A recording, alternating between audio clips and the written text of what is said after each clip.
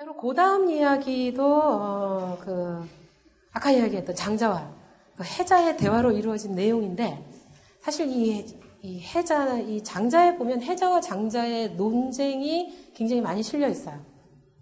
물론 이 장자인 만큼 해자가 항상 논쟁에서 지는 걸로 당연히 나오겠죠. 그거는 나오는데,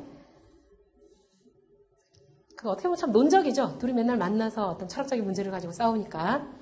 근데 이게 굉장히 친한 친구였던 것 같아요. 아주 친구이자 이 논적이었던 것 같은데, 원래 이 해자라는 사람은 그 제자 백가들 중에 이 명가가 있어요. 이름 명자 써서. 근데 중국의 논리학파다. 혹은 논리학파가 아니라 궤변론자다. 왜냐면 패러독스를 굉장히 잘 구사해요. 이 해시가. 오늘 월나라로 갔는데 어제 도착했다. 이런 식의, 이런 명제들. 이런 걸 잘 쓰기 때문에, 궤변론자라고도 이렇게 흔히 불리기도 하는데, 이 명가의 대표자입니다. 이 해시는. 이 사람은 논리와 이 패러독스를 굉장히 잘 구사해가지고, 말로는 이 해시와 붙으면 이겨낼 사람이 없어요. 이 해자는. 아마도 지금 이 장자는 이 사람과 이 교제를 하면서, 죽을 때까지 아주 가까이 지낸 것 같은데, 이 사람과 그 교제를 하면서 장자가 언어를 어떻게 잘 구사할 수 있는가, 또 논리를 어떻게 이용을 할 수 있는가, 이걸 굉장히 잘 배운 것 같아요. 해시는 이 장자보다 일찍 죽어가지고 이 장자가 이 해시의 무덤을 지나가는 이야기가 자편의 서묵이라고 하는 편이 있는데, 그 편에 실려 있는데, 참 가슴 아픈 어떤 그런 내용이기도 한데, 이 장자가 사람들이랑 이렇게 해시의 무덤을 지나다가 자기랑 같이 가던 사람들한테 이렇게 갑자기 이야기를 하나 들려주죠. 영이라고 하는 어떤 지방이 있었는데, 거기 어떤 사람이 무슨 짓을 했냐면, 이 자기 코끝에다가 흰 흙 있죠, 백토. 흰 흙을 파리 날개만큼 얇게 이렇게 싹 발라놓은 거예요. 그리고 장석이라는 사람한테 요거를 깎아내라, 도끼로 깎아내라 라고 해요. 이 장석이라는 사람이 도끼를 굉장히 잘 쓰는 사람이었겠죠.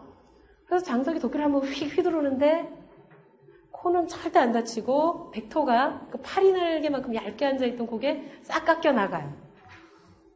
굉장한 실력을 가진 사람이죠. 실제로 있었을 것 같아요. 요즘 이렇게 무슨 텔레비전들이 이렇게 보면 희한한 사람들 많더라고. 중국 인구가 많아서 그런지.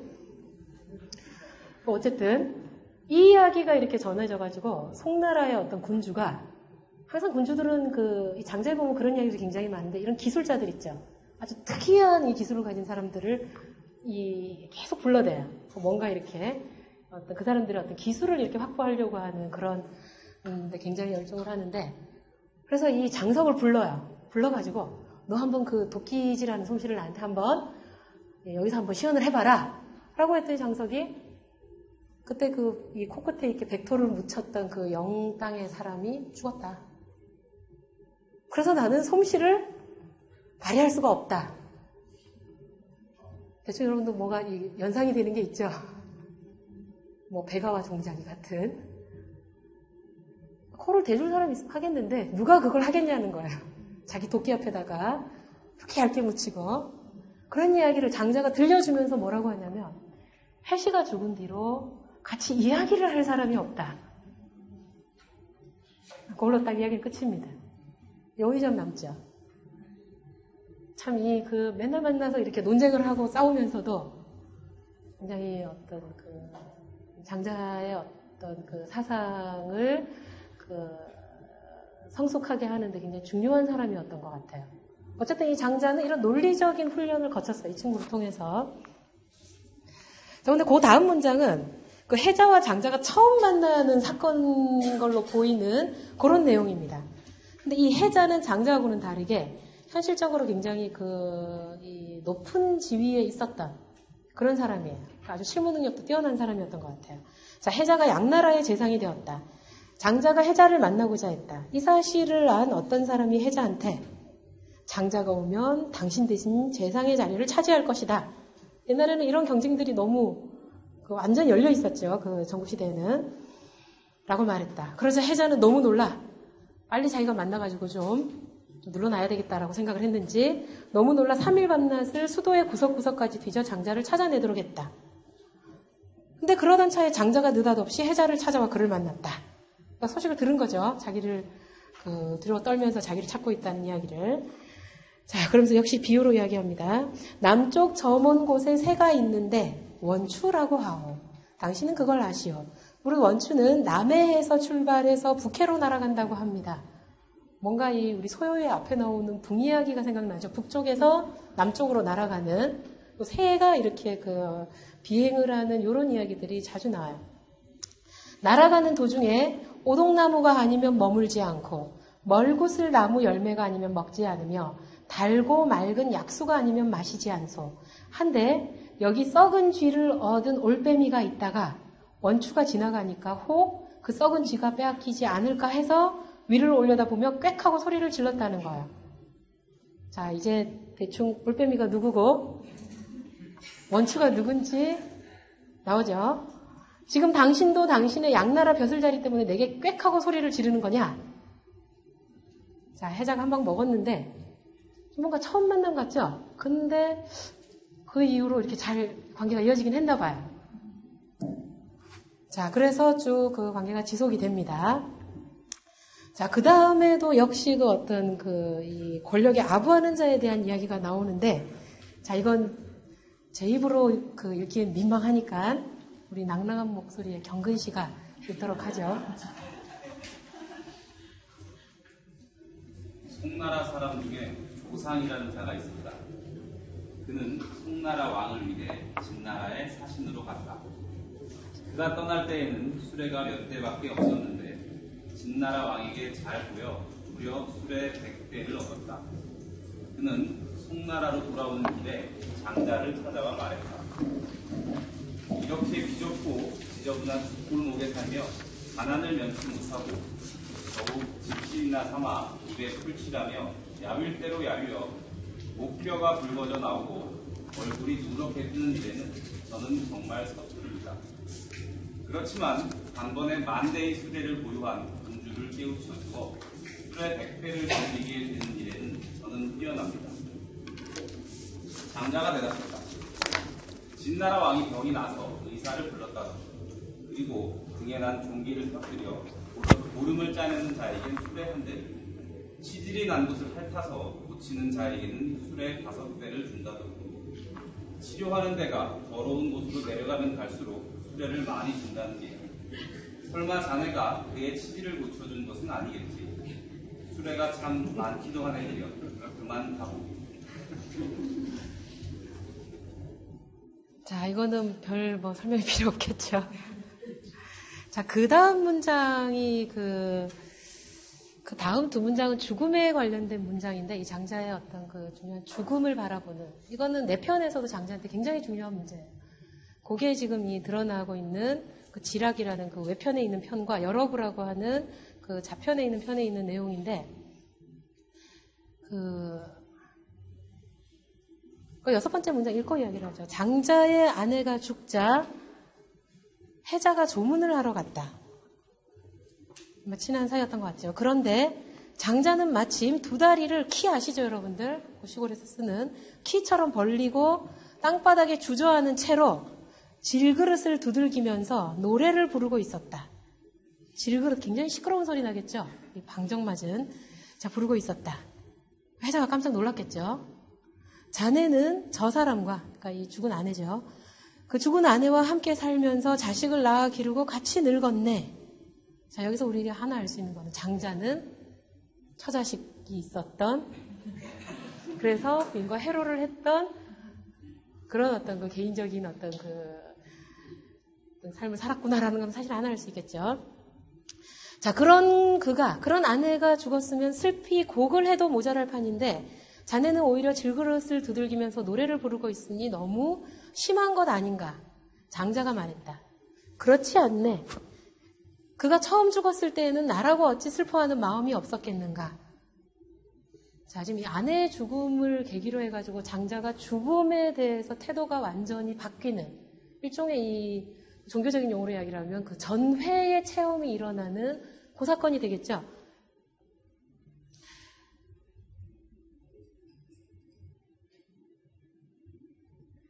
그런데 그의 시작을 살펴보니 본래는 삶이 없었던 것일세.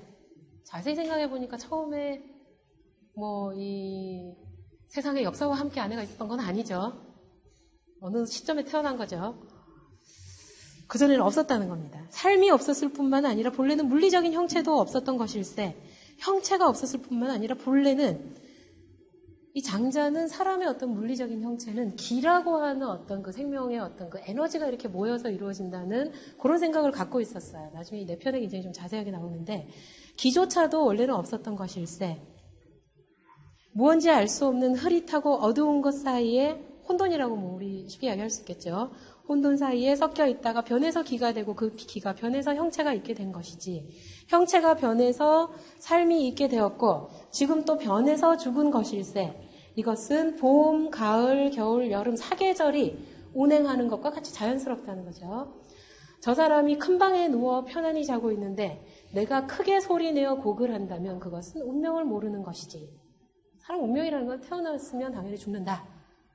그건 이 자연의 명령과도 같은 거기도 우리가 어길 수 없는 명령과도 같은 것이다.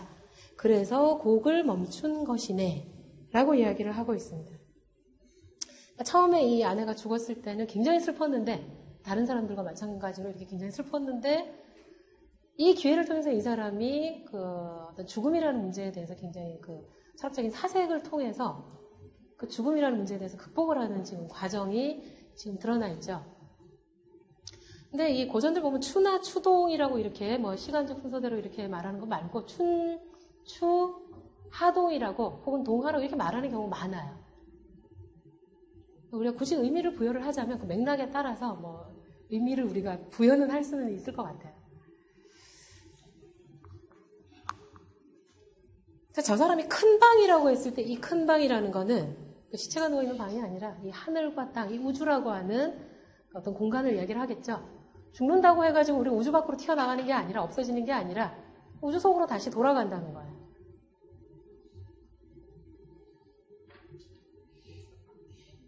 그러니까 장자는 기본적으로 이 세상 밖에 다른 세상이 있다고 생각을 하지를 않아요. 이 제목도 그걸 고려를 해가지고 친 건데 우리 강좌 제목도 이 세상 하나뿐이죠. 장자의 나중에 그 대종사편에 보면 세상을 세상에다가 숨기면 우리가 어디로 도망가겠냐는 거예요.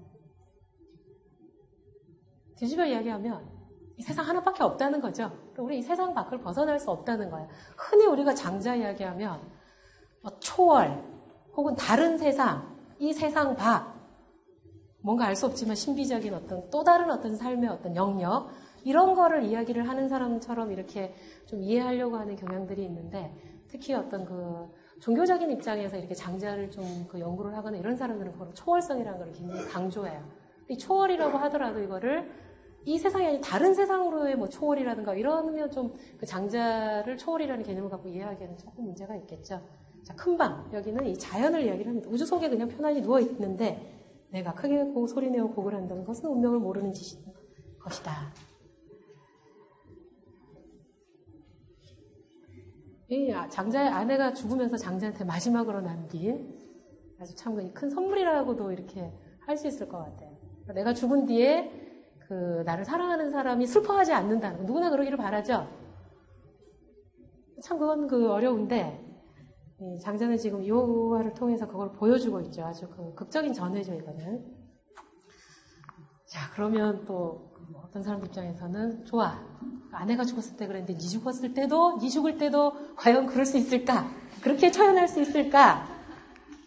라고 말하는 사람들을 위하여 우리 그 여러 구에 있는 그 마지막 문장입니다. 요거는 장자의 유언과도 같은 그런 문장이에요. 이건 장자가 물론 쓴 건 아니겠죠. 장자가 설마 유언 남기고 책으로 쓰고 죽진 않았겠죠. 그 장자의 아마 그 임종을 지켜본 아마 그 장자 직계 제자들이 기록을 한 가능성이 큰 거겠죠. 픽션이 아니라고 한다면. 자, 장자가 막 임종하려 할 즈음에 제자들은 성대하게 장사 지내고 싶어 했다. 장자가 말했다. 나는 굉장히 그 아름다운 문장들입니다. 하늘과 땅을 나의 관곽으로 삼고 옛날 그 중국 사람들은 관을 할 때 요즘은 이 관이 한 겹이죠. 옛날에는 뭐 두 겹, 뭐 여러 겹을 했나 봐요. 이 관곽은 안쪽 그 두 겹의 관 중에 안에 있는 관과 밖에 있는 곽, 요걸 이야기를 합니다. 그러니까 이 덧관이죠.